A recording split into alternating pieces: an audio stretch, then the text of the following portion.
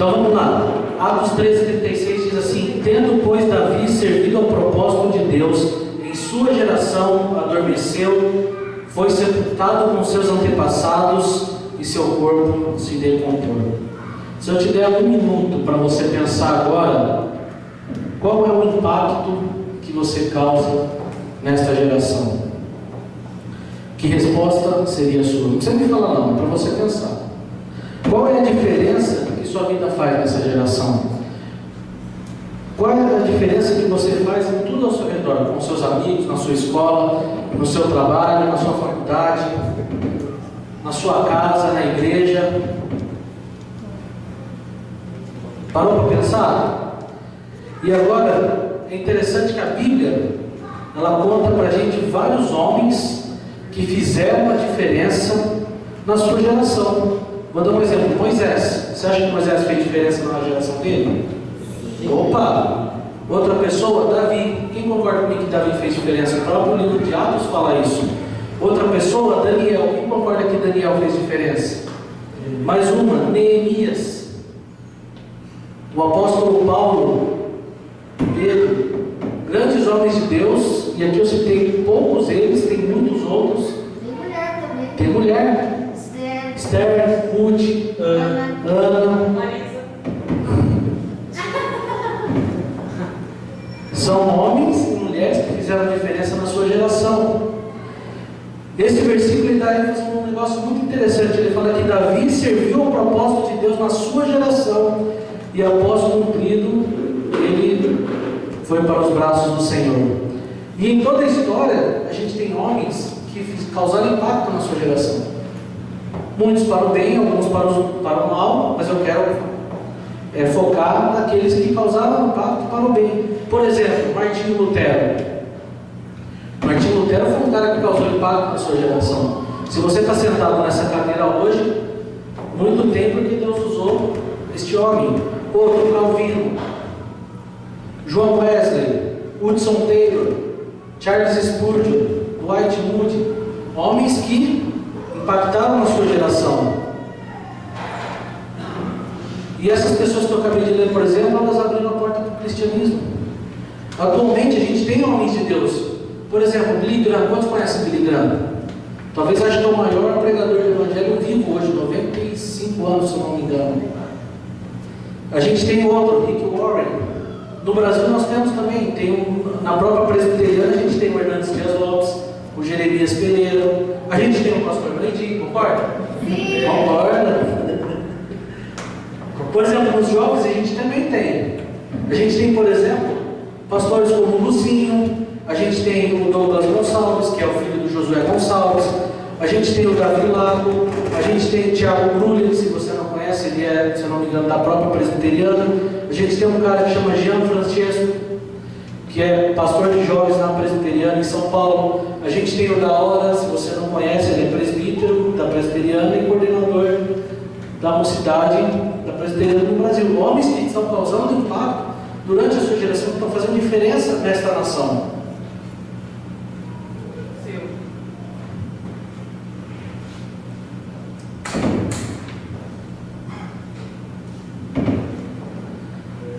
Então, todos esses homens que eu li, eles fizeram parte de uma história, eles transformaram vidas, eles romperam com alguma coisa, eles fizeram diferença na sua geração.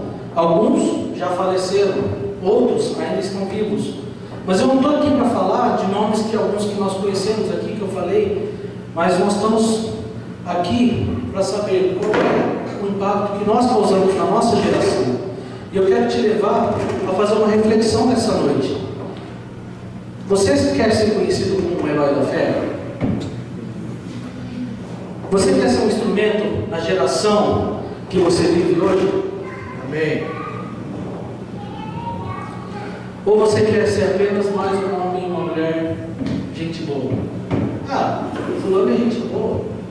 E aí, o que ele faz? Nada, um amigo, gente boa. Muitos homens que eu citei acima são heróis conhecidos como heróis da Bíblia. Eles cumpriram o seu papel e o propósito de Deus. E o que eu quero dizer para você agora é que se nós estamos vivos hoje, é que Deus ainda tem uma missão para a gente aqui nessa terra. Nós não cumprimos aquilo que Deus tem para nós. Ele tem uma missão para a gente aqui. E como nós podemos fazer isso? Como nós podemos ser homens e mulheres que causamos impacto na geração que nós vivemos hoje? E aí eu quero levar você a refletir sobre um homem que causou impacto. Melhorou? Eu quero levar você a um homem que causou impacto na sua geração. E eu quero que você abra lá em Daniel, capítulo 1.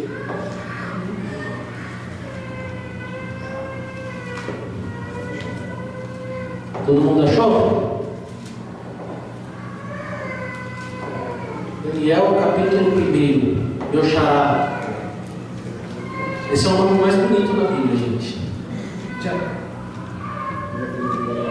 Tenho certeza que é José. Boa noite.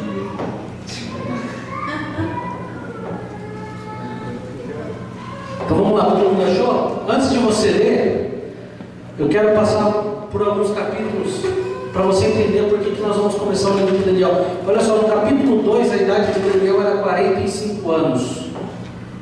E foi no capítulo 2 quando Daniel interpretou o sonho de Nabucodonosor. No capítulo 3 a gente não vê Daniel, mas sabe o que você pode ver? A célula que Daniel cuidava. Sadraque, Mesaque e Abednego. E esses caras fizeram virar a Babilônia de cabeça para baixo. E quando eles foram pressionados pelo Nabucodonosor, a atitude deles foi igual a de quem? De Daniel. No capítulo 4 a gente vê que Daniel interpretou outro sonho de Nabucodonosor, e aqui a idade dele já era mais ou menos 55 anos. No capítulo 5, Daniel traduz a escrita na parede quando Belsazar se embriagou com os utensílios do templo. Daniel tinha aí mais ou menos 65 anos. No capítulo 6, quando Daniel foi levado para a cova dos leões, ele tinha mais ou menos seus 73 anos. Se você pegar a Bíblia de criança, quem participa do Ministério Infantil, pegar o livro de Daniel na cova dos leões, a gente vê um menino, né? Mas ele foi levado à cova dos leões com seus mais ou menos 70 e poucos anos. E aí eu quero voltar para o capítulo 1. Sabe qual era a idade de Daniel no capítulo 1? Ele deveria ter mais ou menos uns 15 anos de idade. Ou seja, ele era um adolescente. E do capítulo 1 para o capítulo 2, ele tinha aí seus 30 anos de diferença. Por que eu estou falando isso? Porque você só vai entender o que aconteceu com Daniel e o que ele fez na Babilônia se a gente ver realmente o que aconteceu no capítulo 1 na sua adolescência. Como ele fechou a boca dos leões, como ele tirou reis e colocou reis. Tudo começou aos 15 anos de idade. Quantos tem 15 anos aqui? Ninguém tem 15 anos, gente? Tá bom, quantos tem de 13 a 17? Olha lá. Daniel tinha mais ou menos a idade de vocês quando ele foi levado para a Babilônia. E aí eu quero começar a ler o capítulo 1 de Daniel, que diz assim, lá no versículo 1. Ele fala: no 3º ano do reinado de Joaquim, rei de Judá, Nabucodonosor, rei da Babilônia, veio a Jerusalém e a sitiou. E o Senhor entregou Joaquim, rei de Judá, nas suas mãos, e também alguns utensílios do templo de Deus. Ele levou os utensílios para o templo do seu Deus, na terra de Sinear, e colocou na casa do tesouro do seu Deus. Versículo 6 diz que entre esses estavam alguns que vieram de Judá: Daniel, Ananias, Misael e Azarias. Primeiro ponto que eu quero dizer para você fazer a diferença nessa geração é: eu e você precisamos aceitar a nossa Babilônia. Calma. A primeira lição é que você precisa aceitar aonde Deus te colocou. Uma das coisas que a gente precisa entender é que aqui fala que Jerusalém foi invadida. E os babilônicos, eles tinham o costume de separar filhos para um lado e os pais para o outro. Ou seja, Daniel, aos 15 anos, ele foi separado dos seus pais. Ele ficou praticamente órfão de pai e mãe, sem sua nação e sem a sua igreja. Você imagina os chineses aqui invadindo o Brasil, vem aqui, pega você, leva para um lugar diferente que onde seus pais não vão estar, destrói a sua casa, destrói a sua igreja, e você passa a morar numa nação que você não tem igreja para ir, que você não tem seus pais por perto, que você não tem uma Bíblia, só você. E foi assim, como escravo, que ele foi para um território mais hostil na época. Agora, você imagina assim, um lugar onde a marca do seu governo é a corrupção. Calma, gente, não estou falando do Brasil. Você imagina um lugar onde a prostituição e a pornografia era generalizada. Você imagina um lugar onde uma mídia manipula o seu povo, onde o seu povo se autodestruía, onde os valores se invertiam. Esta era a nação chamada Babilônia. Qualquer semelhança é mera coincidência. O que você precisa entender é que eu e você hoje nós vivemos uma espécie de Babilônia, certo? Se a gente olhar para a nossa nação, nós estamos vendo corrupção em todas as camadas da nossa sociedade, desde o motorista do trânsito até o vereador da sua cidade, até o prefeito, governador, presidente, senador, deputado federal. Não sobra ninguém, gente. Nós estamos num lugar, por exemplo, onde novela sutilmente está implementando o quê? Ideologias que dizem contrário à Bíblia. Mas Deus te colocou nesse fogo cruzado todo para quê? Para você fazer diferença nessa geração. E aí é engraçado que eu fico vendo pessoas assim que às vezes reclamam tanto do seu trabalho, que o seu trabalho é complicado, que é um lugar difícil de estar, ou às vezes a gente reclama da nossa classe na escola, reclama da nossa família, que o ambiente é pesado, e você fala assim, eu quero fugir desse lugar. Mas não, Deus te colocou lá para quê? Para você marcar aquele lugar com o sangue de Cristo. A gente precisa entender que Israel existe para a Babilônia, a igreja existe para o mundo, e você, jovem e adolescente daqui, existe para os jovens que estão lá fora. A Babilônia te espera. Diga comigo, a Babilônia me espera. Versículo 3, de 5 a 5, 3, 4, 5 e 7, perdão. Diz assim: então o rei ordenou que Aspenaz, o chefe dos oficiais da sua corte, trouxesse alguns dos israelitas da família real e da nobreza, jovens sem defeito físico, de boa aparência, cultos, inteligentes, que dominassem os vários campos do conhecimento e fossem capacitados para servir no palácio do rei. Ele devia ensinar-lhes a língua e a literatura dos babilônicos. O rei designou uma porção diária de comida e de vinho, própria da mesa do rei. Eles receberiam um treinamento durante 3 anos e depois disso passariam a servir o rei. Versículo 7 diz: o chefe dos oficiais deu-lhes novos nomes. Daniel deu o nome de Beltesazar, a Ananias o nome de Sadraque, a Misael o nome de Mesaque e a Azarias o nome de Abidnego. Eu tenho que ser a mesma coisa em Israel e na Babilônia. Eu tenho que ser a mesma coisa na igreja e lá fora. Eu tenho que ser a mesma coisa aqui e na minha casa. Eu tenho que ser o Daniel aqui pregando e na minha casa com a minha esposa. Um dos grandes problemas do mundo que ele não se converte, sabe por quê? É porque os crentes de hoje são uma coisa dentro da igreja e lá fora são iguais. Teve um jovem uma vez que ele contou para um pastor, ele falou assim: cara, a sua pregação não causou nenhum impacto tão grande quanto a minha chefe. Falamos, por quê? Porque um dia eu resolvi no meu trabalho com uma camiseta escrito 100% Jesus. Aí a chefe dele falou assim: nossa, você é cristão? Eu falei assim: sou, não parece. E hoje nós vemos muito isso.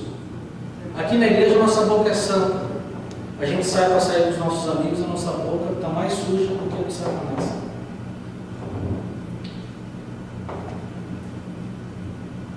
Então, a gente precisa ser um aqui dentro e um lá fora. Não dá para ser duas coisas. Nosso comportamento que nós somos aqui tem que estar em todos os nossos relacionamentos. Daniel, olha só, ele foi arrancado de seus pais, ele foi arrancado da sua família, ele foi arrancado dos seus amigos, arrancado da sua igreja, trocaram as roupas dele, fizeram ele falar outra língua, fez ele viver em um costume totalmente diferente da dele, trocaram até o seu nome. E se você pesquisar, os nomes que foram colocados neles eram de deuses babilônicos. Tudo ao seu redor estava diferente. Mas sabe qual que é a diferença? A Babilônia não estava em Daniel. Havia grande diferença em Daniel. Ele podia estar num lugar que não era dele, ele podia estar num país que não era dele, ele podia estar numa cultura que não era dele, mas ele não deixou de ser Daniel. Mudaram até a RG dele, gente. Você imagina o José passar a chamar Xing Ling? Nada a ver. Mas você tem que ser o mesmo José. Daniel não mudou os seus princípios, os seus valores.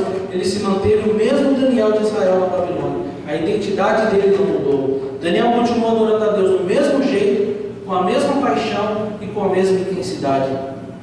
O mundo, gente, não está interessado no que você quer falar. A gente tem hoje muitos cristãos que querem entrar a fundo e falar e discursar. E você vê que a nação não está interessada no que esses caras querem ouvir. Sabe no que eles estão interessados? Na vida deles. Na vida que eles estão querendo. Muitas vezes nós tentamos impor no mundo valores e princípios cristãos, mas nós não conseguimos, porque a nossa vida não condiz com aquilo que pregamos. Porque nós não somos aquilo que somos lá fora igual nós somos aqui dentro. Será que a nossa vida tem sido a mesma de Daniel? Será que nós temos sido o mesmo em Israel e no mundo? Você é o Daniel da igreja na sua escola, no seu trabalho, na sua faculdade? Deus está te chamando hoje para marcar uma geração. Quantos querem marcar uma geração aqui? E Deus está te chamando hoje, sabe para quê? Para fazer diferença nos lugares que Ele te colocou. Sua escola está difícil? Amém? É lá que Deus está te colocando. Seu trabalho é complicado? É lá onde Deus está te colocando. Sabe para quê? Para influenciar. A gente precisa parar de ser influenciado. A gente precisa passar a ser influenciador. Sabe, hoje eu vejo igrejas buscando coisas que estão acontecendo lá fora para trazer aqui para dentro e para atrair as pessoas. Nós paramos de ser o quê? Influenciador do mundo. Antigamente as pessoas vinham buscar na igreja novidades para levar para fora. Hoje está ao contrário. A gente vê líderes buscando novidades do mundo para trazer aqui para dentro. Eu não posso deixar que os lugares me influenciem. O capítulo 8,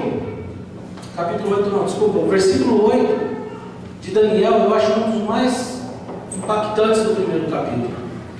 Que ele diz assim: Daniel, contudo, decidiu não se contaminar, não se tornar impuro com a comida e com o vinho do rei, e pediu ao chefe dos oficiais permissão para se abster deles. Tem uma outra versão que diz assim: resolveu Daniel firmemente não contaminar-se com as finas iguarias do rei, nem com o vinho que ele bebia. Então pediu ao chefe dos eunucos que lhe permitisse não contaminar-se. Se você e eu queremos marcar uma geração, a gente não pode negociar com o pecado. Com o pecado a gente tem que ser igual aos Estados Unidos com o terrorista. Não tem negociação. E aqui, algumas polêmicas, eu dei uma pesquisada do porquê que Daniel decidiu não comer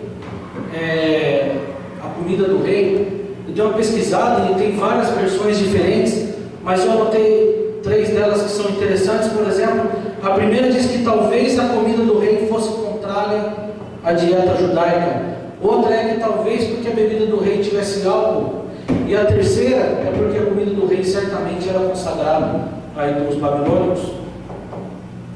O certo é, Daniel não se contaminou com a comida do rei. Ele não se contaminou com os banquetes que lhe eram servidos. E eu e você não podemos nos contaminar com os banquetes que Satanás dá para nós todos os dias.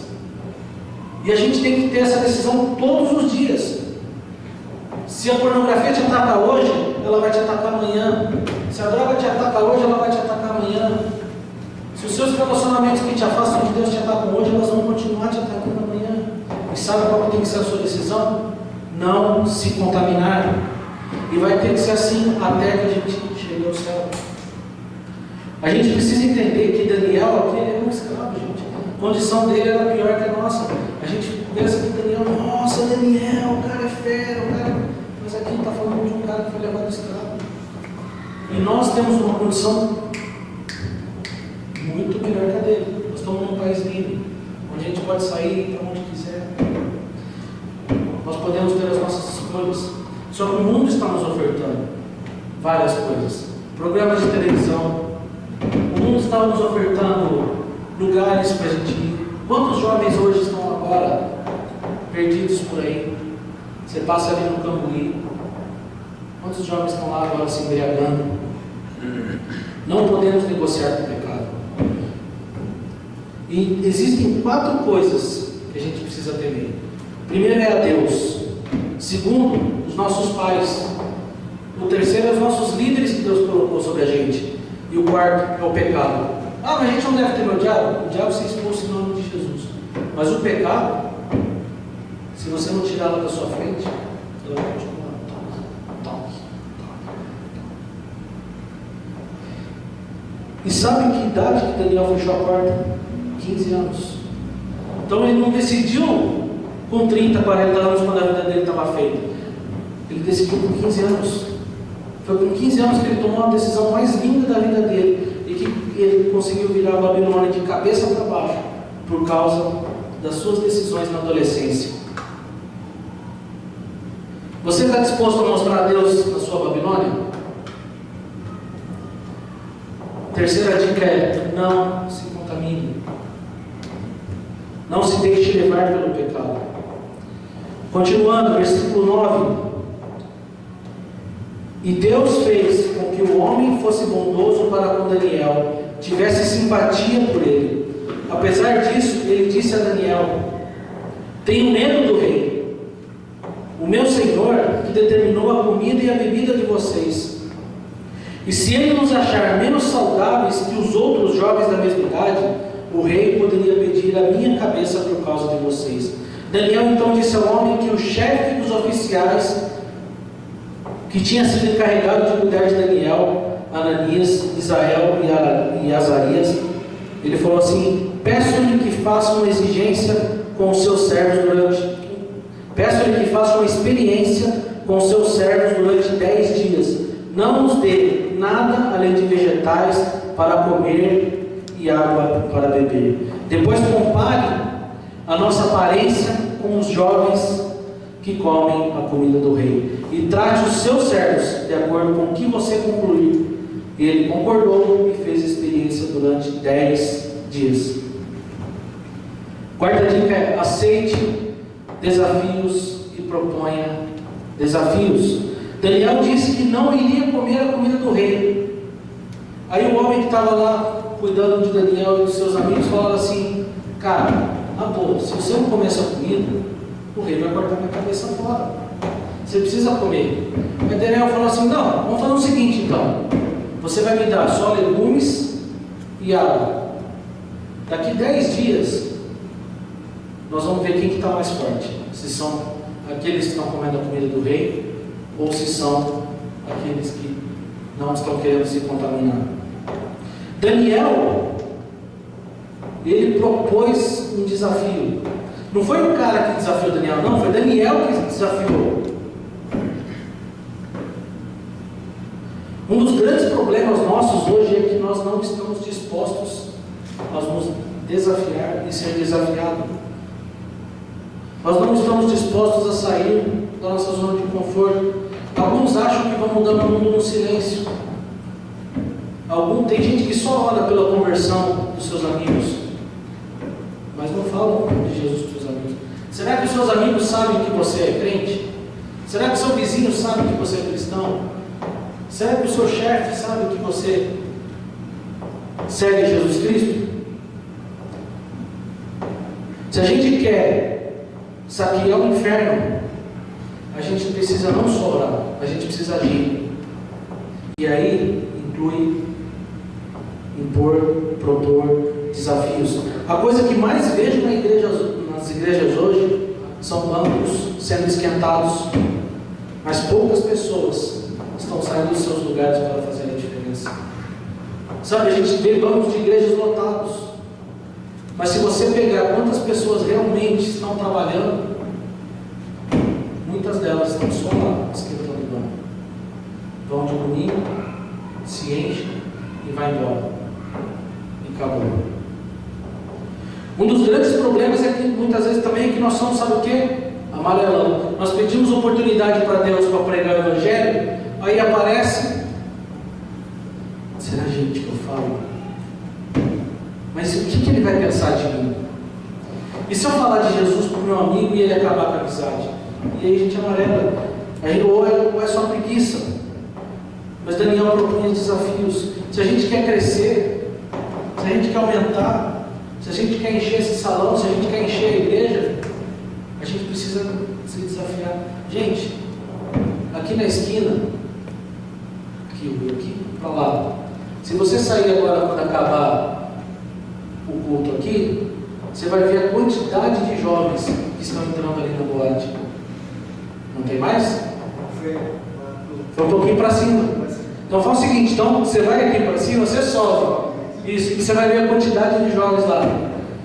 Eu quero desafiar, se um dia, mês que vem, eu vou marcar a data, a gente sair daqui e ir lá para panfletar com eles e falar que Jesus te ama. Eu estou propondo um desafio, quero saber quem que vai comigo. Então Daniel, o que ele fez? Ele enfrentou o desafio de que jeito? O que ele fez? Desafiou. O rei falou assim, olha, daqui 10 dias você vai ver, se eu tiver melhor, beleza, se não, você conclui aí e toma a sua conclusão. Daniel enfrentou desafios, foi de tal maneira que do lixeiro ao rei da Babilônia, reconheceu Deus neste homem. Vamos lá, seguindo, versículo 15, passados 10 dias, eles pareciam mais saudáveis e mais fortes do que todos os jovens que comiam a comida da mesa do rei. Assim, o encarregado tirou a comida especial e o vinho que haviam designado, em lugar disso, lhe dava vegetais. Outra coisa, deixe Deus te usar nas coisas pequenas. A gente acha que muitas vezes a gente precisa ser colocado num pedestal. Todo mundo já deve ter ouvido aquela expressão confete, né? É verdade, tem gente que quer confete para fazer alguma coisa. Né? Tem gente que precisa ser, digamos, o teu ego massageado para fazer alguma coisa. Mas a gente precisa entender que primeiro Deus quer usar a gente nas coisas pequenas.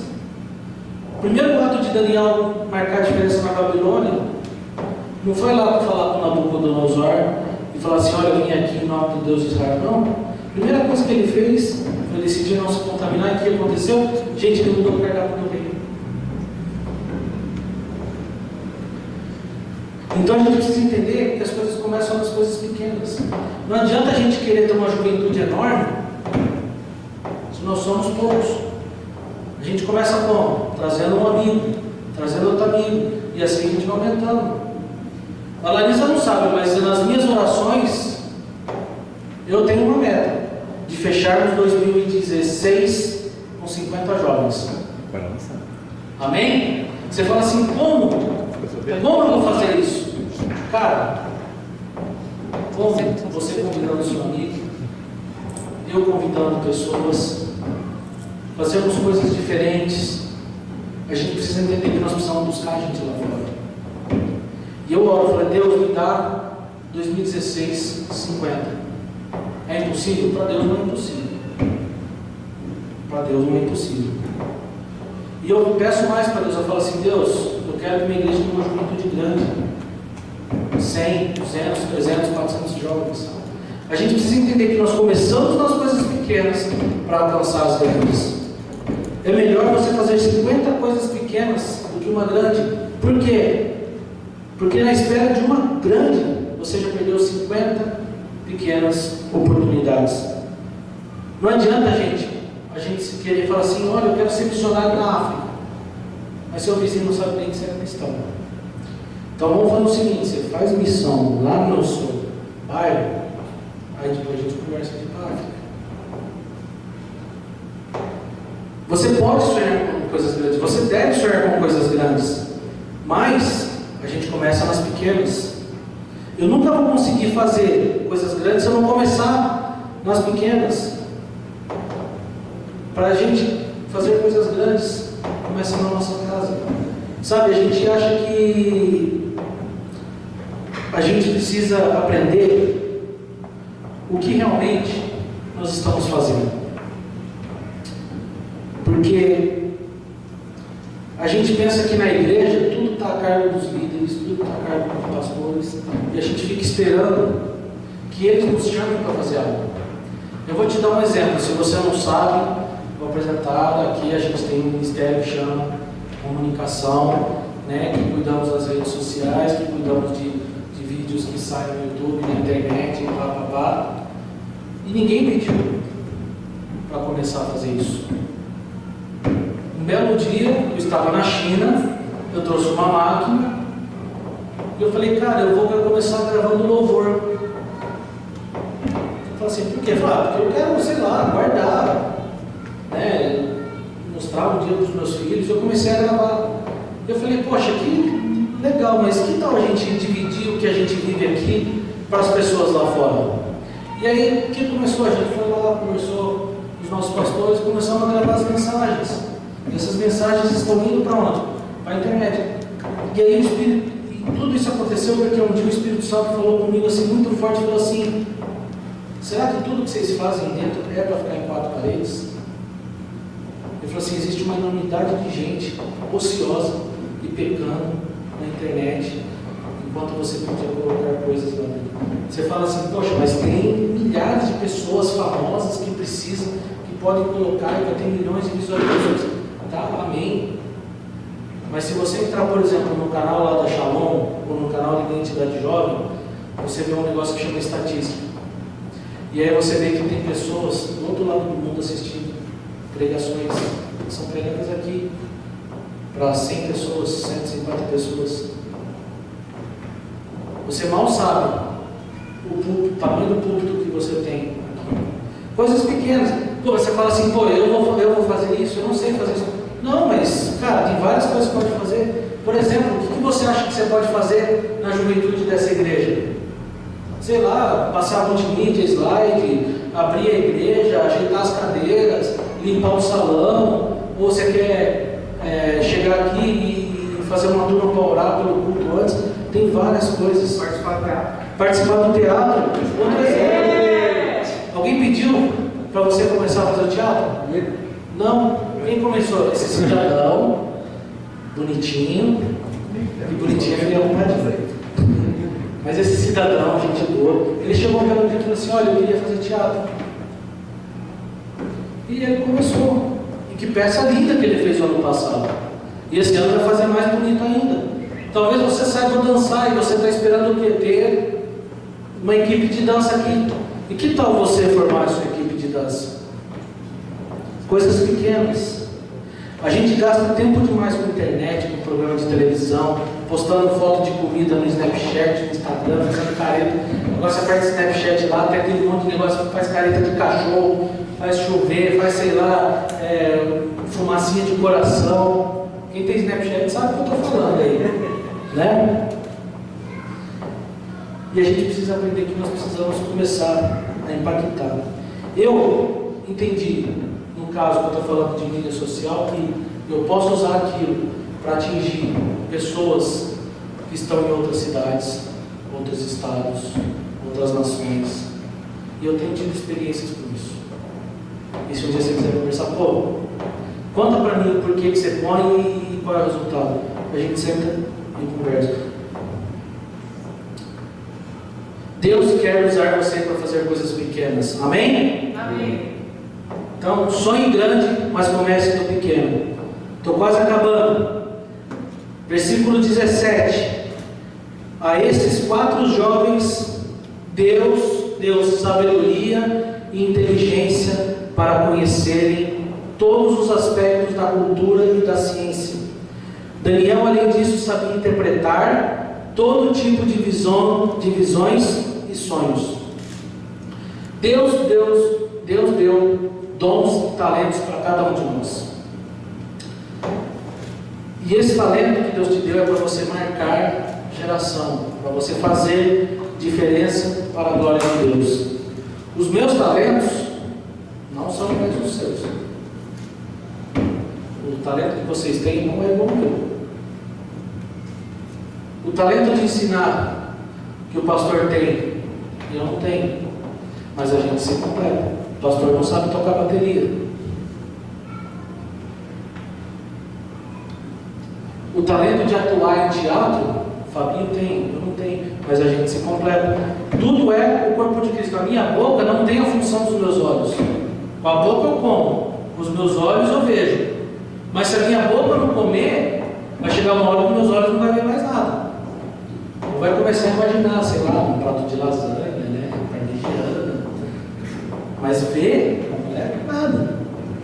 E aqui a gente vê que Daniel tinha o que? Dom de interpretar visões e sonhos. E em todo o livro de Daniel você vê ele usando dons, os seus dons para a glória de Deus. É interessante que muitas vezes a gente acha que a gente sabe fazer alguma coisa que a gente usa para nosso benefício. Mas a gente esquece que Deus deu esses dons e talentos para a gente usar para a glória dele. E aí eu te pergunto, você sabe dançar? Você sabe atuar? Você sabe tocar? Você já colocou o seu dom a serviço do reino? Você já colocou as suas melhores coisas que você sabe fazer a serviço do reino? O que você sabe fazer de melhor que você faz lá fora que você poderia estar fazendo na igreja? Eu estava semana passada, eu fui assistir uma aula do Adoração e Adoradores, que estava o João Alexandre, que o pastor do Nazareno Gabriel convidou a gente. E o João Alexandre falou um negócio interessante. Tinha um cara que tocava muito bem samba, em bares e boates e tal. E quando ele se converteu, ele parou, ele vendeu o violão dele, ele se desfez de tudo. E o João Alexandre perguntou para ele, falou assim, escuta, mas por que você não toca mais? Eu falei assim, não, porque agora eu me converti, eu sou uma nova pessoa e eu fazia isso lá para fora. Ele falou assim, cara, então eu faço melhor para Deus. O ré que você dá lá fora não é maldito, não existe ré maldito e ré abençoado. O ré é ré. E ele falou assim, você precisa começar a compor e fazer coisas para Deus. Então você pega o samba que você tocava lá fora, você começa a transformar esse samba para que pessoas sejam transformadas. O pastor Rick Warren, ele publicou em um dos seus livros, que ele disse que todo ser humano tem mais ou menos de 500 a 700 habilidades especiais. Então, cara, você não tem desculpa. Você tem no mínimo 500 habilidades que você pode fazer diferente. Entendeu? Eu estou no time de futebol lá, eu sou centroavante, matador, mas tem um zagueiro lá atrás. A gente não faz a mesma coisa. Mas nós fazemos parte de um time. O meu dom é atacar, o seu dom é defender. Mas tem que ter alguém no meio para passar, viu, José? Passa a bola no próximo churrasco. Tem uma música cantada nos anos 70, anos da ditadura. Não sei se a maioria de vocês não vai conhecer, mas diz assim que é: vem, vamos embora, que esperar não é saber. Quem sabe faz a hora, o quê? Deus Espera acontecer. E sabe o que a gente fica? Esperando. Ah, eu vou fazer parte do teatro quando tiver um grupo de teatro aqui na igreja. Não, você quer ter um grupo de teatro? Então comece.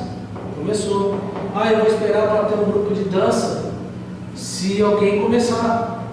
Não, quem quer fazer as coisas acontecer, ela toma a frente. Você quer ver as coisas acontecer nessa juventude? Você quer ver as coisas acontecer nessa igreja? Você quer ver as coisas acontecer ao seu redor?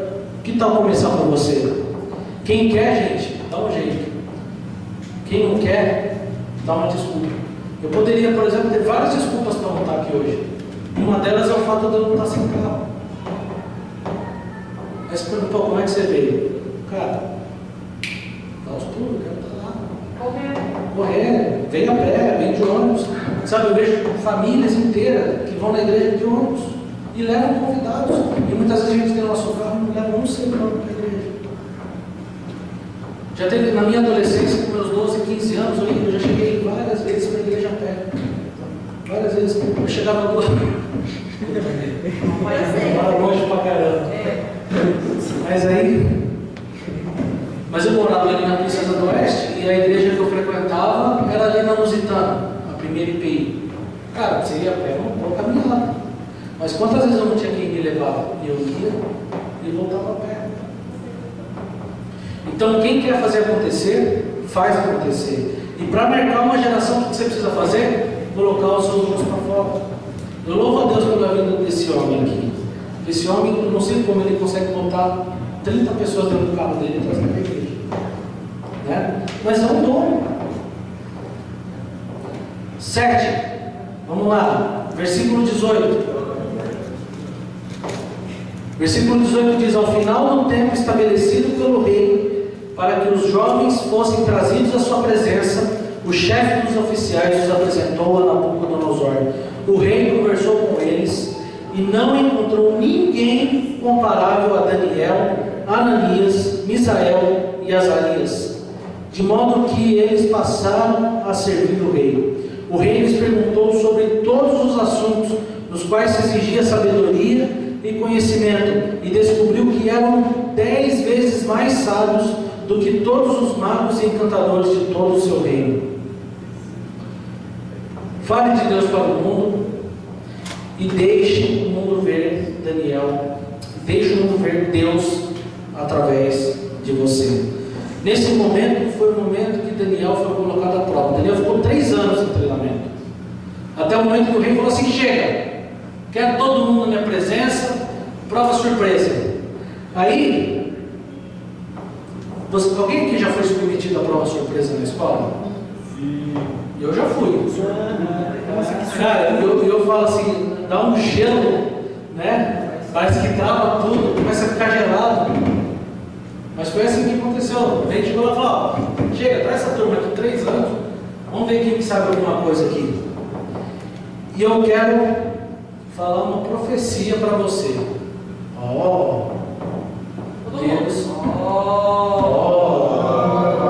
Deus não vai avisar você quando você vai ser provado.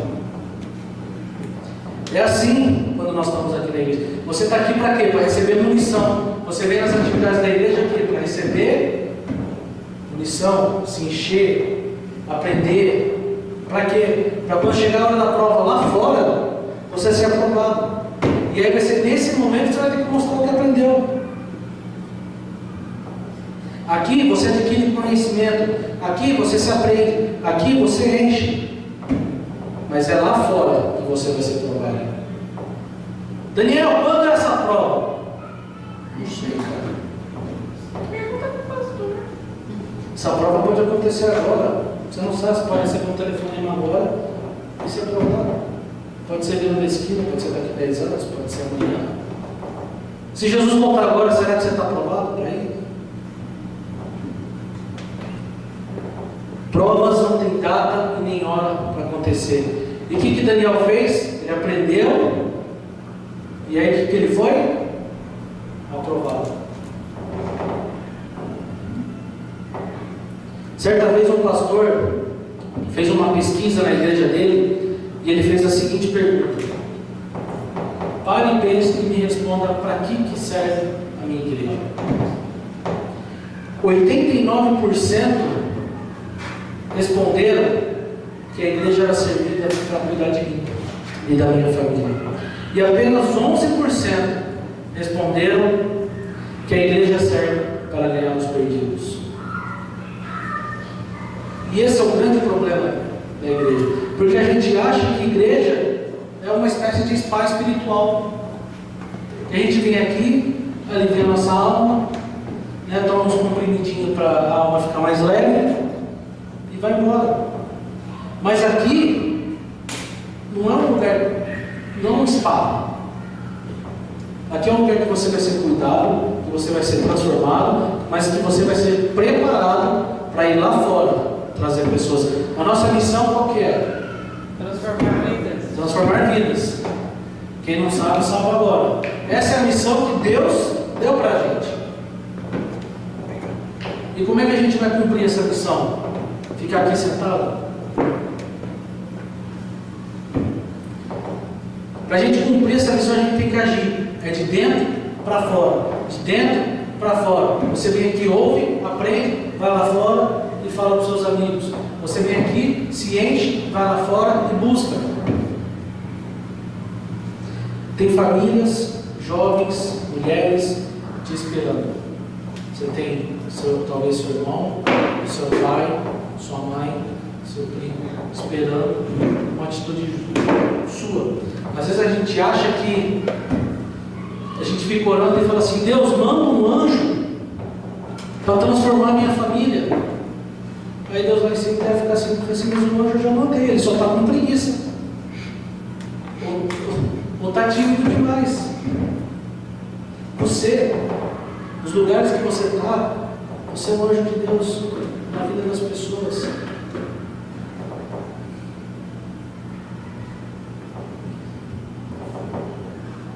Estou terminando. Versículo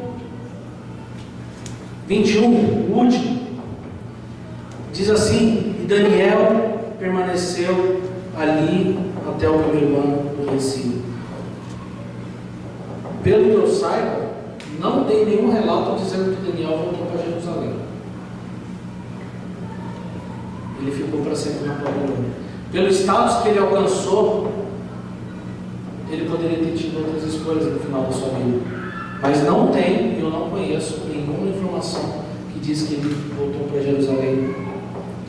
Daniel entendeu e permaneceu no propósito de Deus até o fim. E ele cumpriu na sua geração. O que eu quero falar para você hoje é: permaneça no propósito que Deus tem para a sua vida, até você cumprir.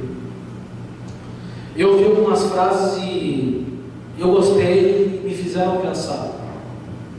Talvez um pouco fortes, mas algumas verdades que me faz pensar como um cristão. E eu quero te dizer uma coisa: essa palavra, assim, a gente não pensa em falar assim, olha, isso aqui, Deus me dá uma palavra para os jovens e adolescentes. Não, Deus dá uma palavra para mim, para que eu possa ser tocado, para que o Senhor me transforme, para que a partir do momento que eu falar para as pessoas, que o Senhor está falando comigo. Então não ache que eu estou vindo aqui falar coisas que você precisa ouvir. Isso aqui são coisas que eu preciso ouvir. E essas algumas frases eu vou ler para você. Diz assim: ou você é um cristão cheio do Espírito, ou você é um cristão mundano. Cristãos mundanos buscam principalmente a satisfação pessoal. Eles são salvos, mas são egoístas. Adoram ir a todas as programações e congressos da igreja, mas você os jamais achará em congressos e conferências ou atividades relacionadas a missões, porque elas simplesmente não estão interessadas. Suas orações, elas se concentram em suas próprias necessidades, nas suas próprias bênçãos e na sua própria felicidade. Eles querem usar a Deus para cumprir os seus propósitos, mas elas não querem ser usadas por Deus para cumprir os propósitos de Deus. Capítulo 1 de Daniel termina dizendo que ele permaneceu onde esteve. Daniel, até o fim de sua vida, permaneceu dentro dos propósitos de Deus. Ele não se contaminou com a Babilônia. Daniel esteve na Babilônia, mas a Babilônia não esteve dentro dele. Nós estamos no Brasil, mas a gente precisa entender que os valores que se pregam no Brasil não podem estar dentro de nós. Quando nós nascemos de novo, nós assumimos uma nova identidade. Nós vivemos para um reino, que é o reino dos céus. Nós estamos nesse mundo, mas nós não somos deste mundo. Nós vivemos no Brasil, nós temos que exercer a nossa cidadania como brasileiro, É aqui que nós estamos criando as nossas raízes, as nossas famílias. É aqui que provavelmente eu ou você vai criar os seus filhos. Mas você precisa entender que a partir do momento que você reconhece Jesus como seu único e suficiente Salvador, você faz parte de uma nação infinitamente maior do que o Brasil, que é o reino de Deus.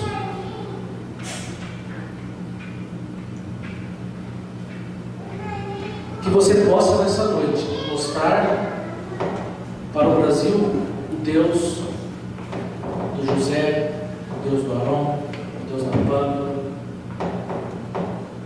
o Deus do Gabriel, o Deus da Júlia, o Deus do Fabinho, o Deus do Léo, o Deus do Ronaldo, o Deus do príncipe, da princesa, o Deus de Israel. Deus que mandou quem? O seu único filho para vir aqui na terra, morrer em nosso lugar, para nos dar o perdão e a salvação. Tudo que Daniel fez do capítulo 2 até o 12 só foi possível porque aos 15 anos de idade, lá no primeiro capítulo, ele decidiu cumprir os propósitos de Deus na Babilônia. E você? Você está disposto a cumprir os propósitos de Deus no Brasil? Gente, nós estamos vivendo um mundo tão corrompido, tão sem valor, tão vazio. Sabe, eu vejo pessoas hoje rompendo amizades, cara, por causa de política. Na boa. Você acha que os caras estão preocupados com o que você está achando que você escreve? Nós temos que ter uma preocupação de mostrar quem é Deus para essa nação. Porque eu creio que essa nação só vai se transformar um dia que ela reconhecer que Jesus é o Senhor dessa nação. Eu só creio numa nação livre e próspera se ela reconhecer Jesus. O que falarão de você a seu respeito no seu velório?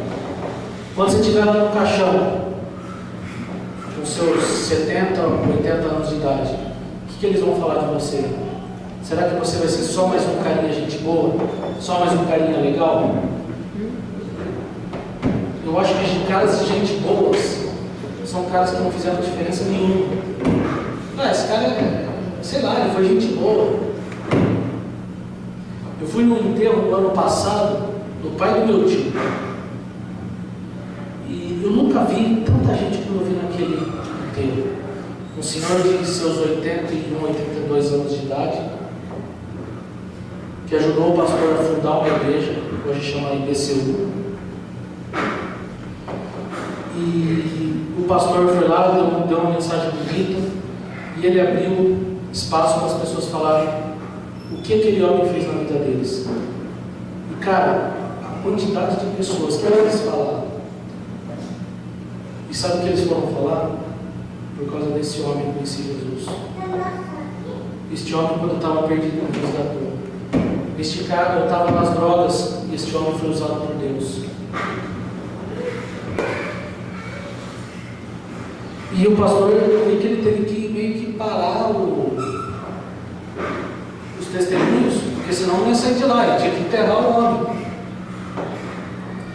Mas e aí? Esse é um homem que deixou um legado. Este é um homem que cumpriu o propósito de Deus na geração dele. Mas e agora? Quem é que vai cumprir esse propósito? Somos eu e você. Somos nós que temos a incumbência de marcar essa geração. Somos nós que temos a tarefa de transformar pessoas aonde quer que nós estejamos. Nas nossas casas, na nossa escola, no nosso trabalho, na rua, dentro do ônibus. Marque o mundo ao seu redor com uma fé radical por Deus, para que lá no seu velório você mereça a seguinte afirmação das pessoas: aqui está Daniel, ele cumpriu o seu propósito na sua geração e foi levado para o Senhor. Que você possa entender essa palavra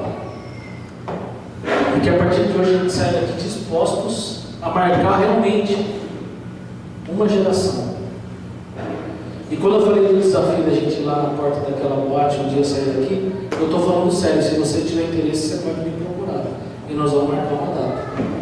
Sei lá, a gente faz coletinha, lá a gente faz uma arte. Eu nem combinei isso com ela, mas isso entrou no meu coração. Porque não dá para a gente estar aqui reunido e a gente vê isso na esquina, vê milhões de jovens indo para o inferno. Eu queria que você abaixasse a sua cabeça agora e falasse realmente com Deus.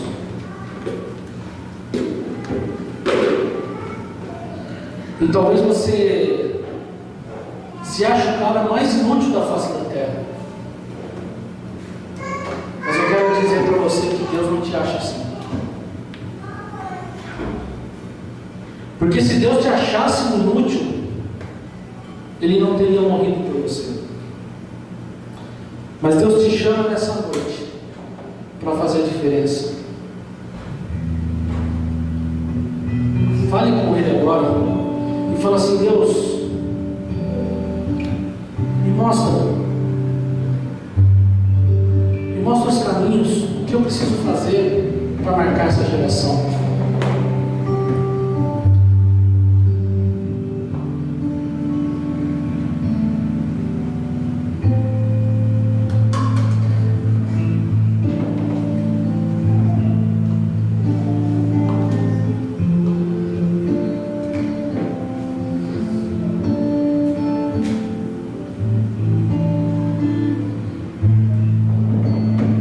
Comece a orar por aquelas pessoas que você quer trazer para Jesus,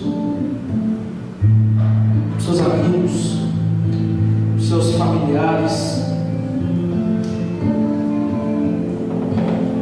seu vizinho. Talvez você possa não estar entendendo qual é o seu propósito aqui na